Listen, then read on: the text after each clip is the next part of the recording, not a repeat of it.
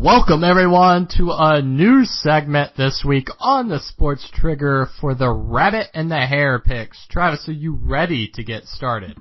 Just trying to catch up.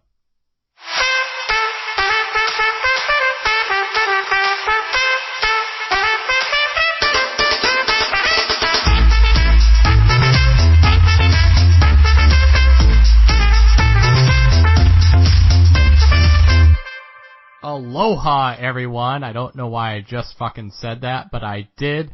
So this is our first segment on the Rabbit and the Hare picks. Travis, we have 5 college games starting out this week, and starting out with the Tennessee and Florida game, assuming that it still is on for this week, considering the weather and everything. Who do you have going on in that game? Give me Tennessee. I know nothing about them except for the fact that they beat Georgia Tech, which I had picked Georgia Tech in that game.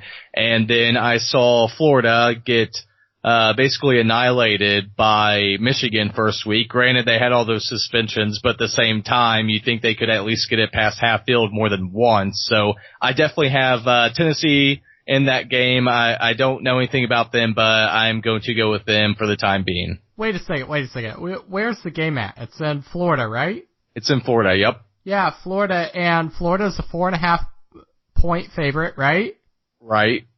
So why Tennessee? Are you trying to take away from Michigan's win? That's the first thing I want to know. Because Florida's 4.5 point favorites, the same team. I get it.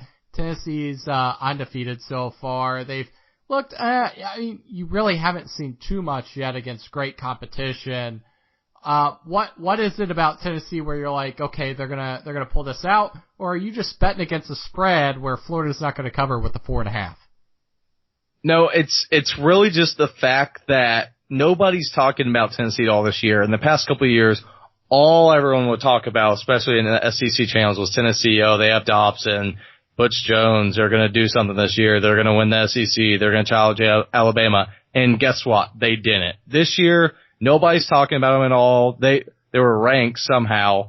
And, Florida with all their issues. And, I just have to go with Tennessee. And it's more so because of the spread. I would definitely take them in the spread, more so than straight up. But I have more faith in them than the Gators. I can't do it, man. I've tried to put faith in Tennessee last year, even with their heartthrob victories. I just can't do it. I think Florida wins by 10 plus points this weekend. Pretty easily, especially with the extra week to prepare for them. I think they'll be ready, and Callaway, everybody back. Their defense will be good enough to help them win out, and their offense they'll at least look better than they did against Michigan, although I think Michigan's defense is actually pretty good this year. Yes, moving I do. Moving on to the next game, Clemson, Louisville. Clemson, Woo! 3-point favorites in this. The game's at Louisville, right? Yeah. Who do you have? Oh, it's a perfect storm, and I am going with Louisville. I'm on Team Louisville. After watching that Clemson-Auburn game, to be truthfully honest, I thought that Clemson would win a little bit more handily. Credit Auburn's defense, a lot better than what I expected. Yes. Granted, Clemson has a great defense. There's no doubt about that, but after I have been watching Jackson these first 2 weeks, I feel like a lot of people have overlooked him. A lot of people were like, okay, against great. Who? Against who, though? Who do they play? North Carolina and Purdue. Okay. Purdue. I'm not, that's not saying they're world beaters. That's not saying they're world beaters, but he's great offensively. You just mentioned Purdue as a legitimate, competition there. That's pretty sad, I think. North Carolina, I'll give you that. I have Clemson. They're at least going to cover. I think this is going to be an extremely well-played game. Jackson's better. I think the offensive line is better for Louisville. The issue that I have is Clemson's defense is good. It's very solid. Louisville's going to run a lot better route running. Petrino's an amazing coach. Let's not forget that he's probably the top offensive mind outside of, when Chip Kelly's actually in the college football game. He's probably the top offensive mind. he was at Arkansas and they were winning 10 games a year or something along those. Like they were ranked top 20 consensus, and now you have Bielema who screwed them up. Obviously, Petrino's the real deal. I think Clemson's their defense is good enough, but I think their quarterback he just had some misfires against Auburn last week. Yeah, Auburn has a good defense. Last year they held Clemson to 19 points. So Auburn's legit on defense, but I have Clemson, and I think they're going to cover pretty easily. And the only reason is I doubted them earlier on in the year. I thought they would get beat by Auburn as well. You know that. And so I'm going to stick with Clemson in this one. Tough game, but we went and watched Louisville versus LSU last year. LSU had an amazing front four, and Louisville looked terrible. But look at what Louisville faced last year in Clemson. Clemson had a great front four, and yet they still put up plenty of points. Granted, it's a different points of the season. So I guess it just depends on the motivation and really talent and players that you have on your team. That's a fair point. Louisville last year had such momentum going into that Clemson game too, and so I think that's a big difference this year. But as much as I want to say Louisville and I want to say Clemson's been kind of just, they look good, but not great so far. I mean, they maybe Auburn's not as good as everybody thought they were going to be, so who knows there. I'm going to stick with Clemson in this one.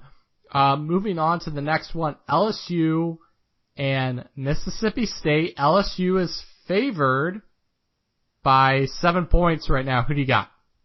I am going with LSU, and it's very tough because, Mississippi State's quarterback has been good. He was good last year, but he's been impressive this year. Granted, I don't know who they played this year.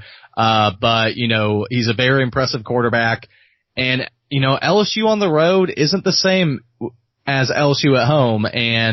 But at the same point, I always believe in LSU's defense. I never believe in their quarterback as of late, but I believe in Geis. I believe in their defense. So I think it'll be close, but I do have LSU. LSU by 7. You think they'll cover there? I'm gonna go Mississippi State. And okay. LSU won't cover, so I'm not necessarily saying Mississippi State will win. LSU's not going to win by 7 or more. The cover I think it'll be 6 or so. Sits. I think it's going to be a field goal game, and Mississippi State's not going to turn the ball over. And LSU hasn't looked impressive on offense. I thought they were going to look a lot better this year. They haven't. They just haven't. They're still the same LSU, and so until I see them play against really good competition and shed that kind of look, I think this is going to be a lot closer than 7 points. They're not going to cover, and so I'm going to go with Mississippi State there, at least in terms of LSU not covering. And then the final one, we were going to have 2 other ones, but let's stick with the final one here. USC, Texas. USC 16.5 point favorites. What do you see going on here? Because I have my own inkling now. But who do you have? I am going to go with USC to cover. I do. Really? I think they're going to cover. Texas actually, I guess Shane Buechele was hurt the past game in which they won. I don't know much about their QB that played for him. I know he played well against not a non-impressive team, but I'm going to go with USC mainly because it's at home to cover. So yeah, I mean, I think after last week's performance against Stanford, definitely showed they were woken up and they were hearing everyone's criticism. So I definitely like them to cover, and I don't think it's really going to be in revenge as far as what happened when Matt Leinart and Reggie Bush and everything were there, but I do like them to cover. I think you're wrong. I absolutely wrong. USC is primed for a letdown, and letdown not in the sense that they'll lose. I don't think Texas is there in the sense that they'll beat USC, but USC has not been consistent for a long time. okay, end of the year last year, I guess. Like, that's tough to argue against. I just think Texas has something brewing up here. You know, they fell flat in their faces the first week. They looked a lot better in the second week. I think it's going to be closer. USC's going to win. But 16.5 points, I think that's a bit much. Think Tom Herman's going to brew something up? I think USC will end up winning by 13 points. So it's not going to cover. But, I think it'll be interesting early on.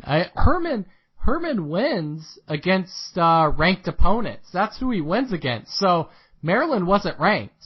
And Herman wins against ranked opponents. So I think he might have something brewing up here, at least, getting the players ready to buy in, ready to play well, and they're not going to get stomped. That's just my feeling. Maybe that's too much confidence in Herman, but, maybe prime time might bring out a little something extra in those Texas players. Who knows? Yeah, who knows? Who knows? But if Texas plays well against USC, then the recruiting trail is going to look phenomenal for them because they're like, okay, Texas isn't that bad after all. So this is a huge game.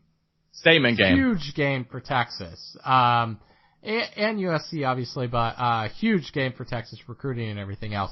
So with that being said, guys, those are our picks for this weekend. And why don't you just join us next week for the new episode of our picks. And until next time.